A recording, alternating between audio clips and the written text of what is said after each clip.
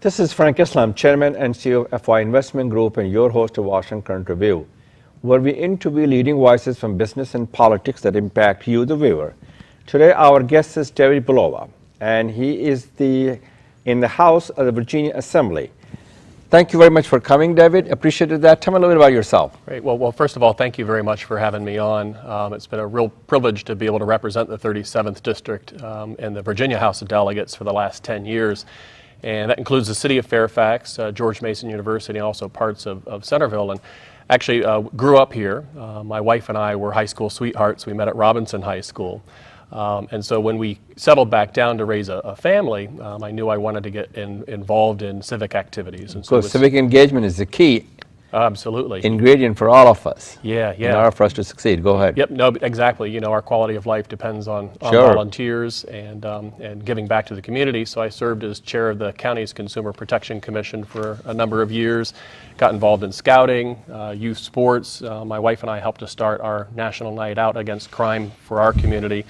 And so, you know, we raised 3 great kids. Actually just dropped our oldest one off at William & Mary for his freshman year. And they're still on your payroll. Yeah, exactly. I know from personal experience that it's not cheap to send your kids off to college. Okay, so what sort of area did you focus in Virginia General Assembly? Sure. Well, the neat thing about the General Assembly is it's part-time, and so we're only down there for 2 months out of the year. But we deal with about 2,000 pieces of legislation. And so, you know, issues that I focus on are ones that, you know, are of greatest concern to my community. So transportation and transportation funding, eventually getting Metro out to Centerville would be great. I sit on the House Education Committee. So education, pre-K and K through 12 both? All of them. So actually pre-K all the way up through college education as well. Spearheaded a number of efforts on environmental protection, identity theft, and human trafficking.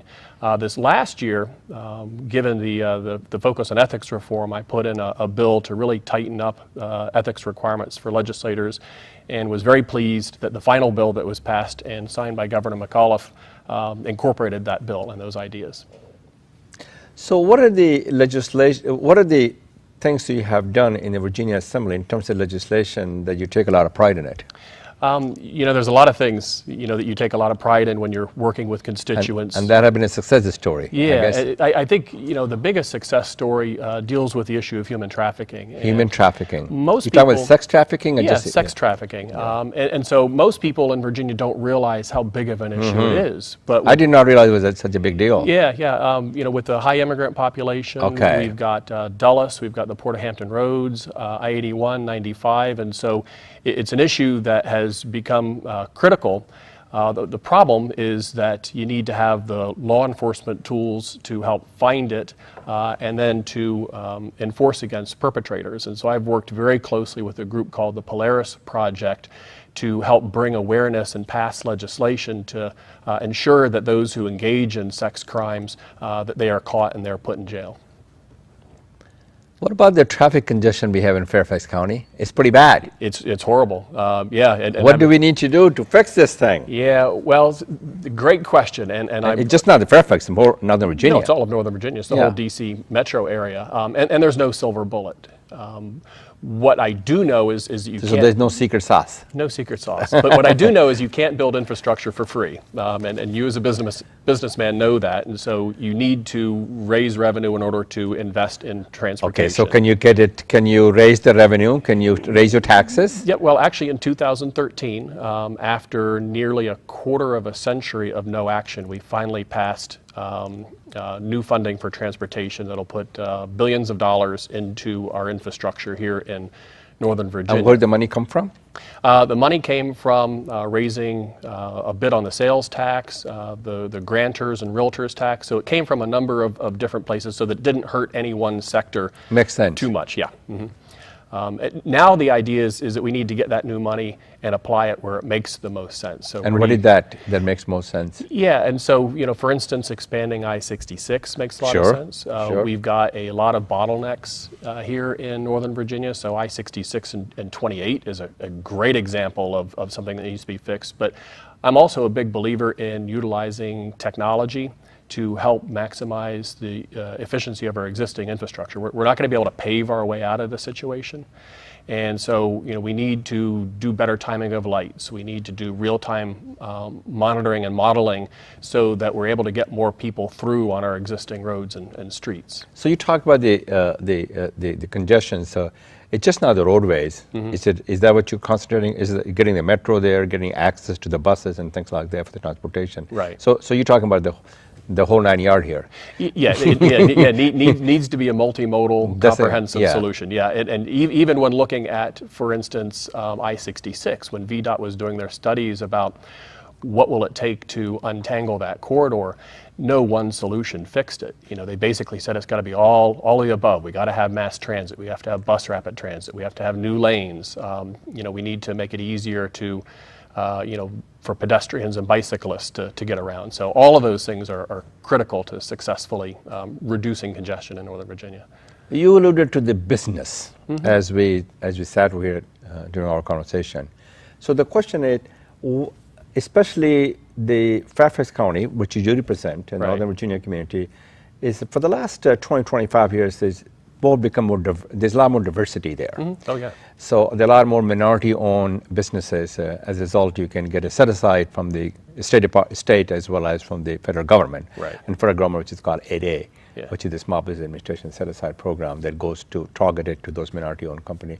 What have you done to help them to get business and to get access to the federal and the contract from the state? Sure, and that's a really good question. And the neat thing about my district is that you do have a lot of small and minority-owned businesses, and so it's really twofold. You need to figure out how to make it easier for them to start and grow a business so that you can go from a small business to a medium business. We've enacted a couple of reforms at the state level that provide some creative ways for small businesses to raise capital through crowdsource funding. And that is the biggest obstacle for them to grow, is to getting access to the capital. Exactly. And so how are you encouraging the community bank and the banks to lend them money? Right. So they want their firstborn. Yeah. So that's very tough to do. What we passed this year was essentially, if you can't get your funding through credit union or through a bank, to actually allow you to do crowdsource funding. And so in the same way that you can fundraise from a lot of people online and say, all right, I've got a great idea, I need to raise $20,000 to do it, and then once you raise that $20,000, then they actually give you the money. Same concept for starting a business. And so it's basically a mini IPO for a small business. That's the state a great corporation. Concept. Yeah, it is. You can also go to Small Business Administration and they can guarantee your loan also. Right. And the other part is procurement. As you said, the state and the federal government spend a lot of money. Oh, billions and billions. So you need to make sure that they have an access to it, and right. There's some set-aside program for them to have that those contract vehicles or contracts. Right, and so there's two things in Virginia we're doing. Number one, in Virginia, the definition of a small business isn't really small business. And so we need to make sure that we are setting aside enough for actual small businesses.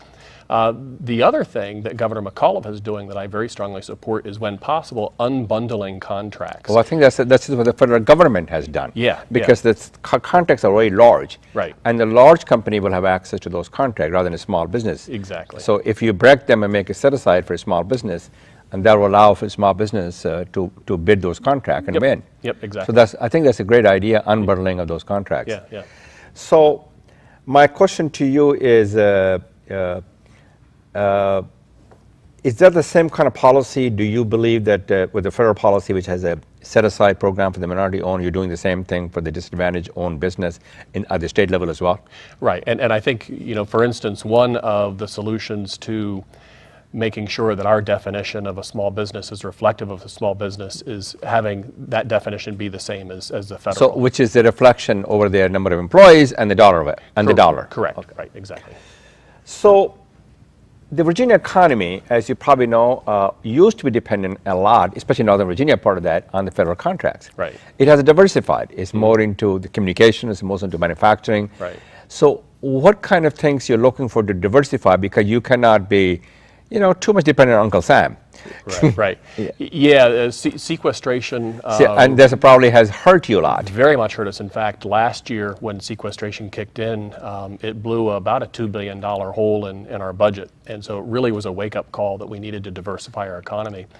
A couple things that I think we have opportunities on that we need to pursue. First of all, we've got some really, really good research universities here in Virginia, and George Mason is a key example. And so is Marymount. Yeah, and so is Tech, and so is UVA. Yeah, and sure. What we don't do really is help to foster the research and development, and then match that up with local businesses. So you need a mind to the market. Exactly. You need some incubators over Right, there. exactly. So is that something, University of Maryland is doing a pretty good job in that. Is that something George Mason is doing it right now? Well, and that's something that I've talked with George Mason's president, Angel Cabrera. Yes, yeah, he's a great guy, by the way. Yeah, and he really is. I enjoy working with him. But I think we need to set up a better process for making that synergy happen. And so, that's an area that I'd like to work on. If you think about it, David, and I would make this a statement, it's probably a bold statement, that most of the Silicon Valley company, Facebook, and list goes on and on. Right. They all sort of Google. Where do they come from? Stanford. Yeah. Majority of them. Yeah. Why can't we have something like a Silicon Valley type of hub? That kind of a mentality over here in Northern Virginia. Right. It's a great place, close to the university. You got the university, you got all the resources, you got the talent, you got the workforce, and you can access also the federal government. Right. Why don't we do things like that? Yeah. That should be a vision. It should be, and that's something that I've had conversations with Dr. Cabrera on, and I'd like to work with the governor to put together some legislation that would actually help to move that forward, that approach. You want another Silicon Valley in Northern Virginia? I want to make sure that we've got a great job base here and a diversified job base here. Which is what Silicon Valley has. And technology and high-tech manufacturing is where we need to go. And we need to attract the workforce also and retain them. And hence the immigration reform is going to be a very important keyword here. Right. We send to get a lot of students from the foreign countries and we educate them, and then we send them back. Right. That doesn't make any sense. No, it doesn't. It really They're doesn't. the job creator. We're creating competition overseas. That's exactly right. Yeah, so we need to make sure that we're keeping that talent here locally. We also need to make sure we're better supporting our community colleges. We've got great four-year And I want to universities. talk a little bit about that. That's a good question. This is what I wanted to get to. Yeah. Education, which is the pre-K educations and K through 12 education and the community colleges. Right. Not everybody can go to university and get a 4-year degree. So community colleges plays a very pivotal role in creating the 21st century workforce. Yeah. So what exactly is Northern Virginia, Virginia Assembly and the government is doing to propel more community colleges so we can create a workforce for the manufacturing? You need a welder, you need trade people, you don't need people who have a master's degree and the PhD. Right. So, and also make it affordable, accessible for them, and the President's initiative talking about making it free. Yeah. Do you subscribe to that, and what do you intend to do? Yeah, and so our community colleges, when you're talking about the training ground for people who are going to go into the technical trades, the people who are really going to be the Which is what you want. Yeah, which is exactly what we want. And especially in the manufacturing area. And we've got a fantastic system, especially with the Northern Virginia Community College. Yes. It really comes down to investment. Virginia has really disinvested in our system of higher education. If you look over the last 20 years. And higher education creates a higher aspirations and moves the nations forward. Right. So we need to reinvest, particularly in our community colleges, so that they have the capacity to generate those. Are we doing jobs. that? Are you doing it? Yes. I live in Maryland. So we are slowly starting to move back that direction. What about the STEM education? Yeah, and that all most of the workforce will be in the STEM. Yeah, and that all fits very, very well within there. The idea in high school, that you're looking at all your options, and we do have a shortfall in people who are going to be qualified to do STEM, and so we need to make sure that our high schools are triangulating with our community colleges. But that comes really from pre-K education. We need to instill in our children about the STEM education, and that comes from pre-K and K through 12 education. Sure. Yeah. Well, that forms the basis. Yeah. It's the whole continuum of learning. Those are things that if you work hard in those areas, that you're likely to get a really good job, and it's going to be something that's going to help compete. And that's this is how you build the middle class. Right. This is how you realize the American dream. Yeah, exactly. Especially the middle class. Yeah. And how do you make education more affordable and accessible to people who are disadvantaged, who economically and socially disadvantaged, and also the people have a lot of children and they can't send the kids to college, and the list goes on and on. So what do you do to make it more affordable and accessible for those people? Well, sure. And so, for instance, the state has something called a TAG grant for private education. And so, we need to focus on, again, making sure that we're investing in community colleges as a whole and our higher education system as a whole. Because what they've done is, because the state has cut back on funding, they've had to make it up somewhere. And that has come from higher tuition, higher room and board, higher fees. And that makes it very expensive for everybody. And some of the students are drowned in debt. Right. And this is not who we are as an American. Right, yeah. My parents, when they put me through college, they were able to save up and put me through relatively comfortably. Well, look at all the students' debt. Yeah. They really drown in it. Yeah.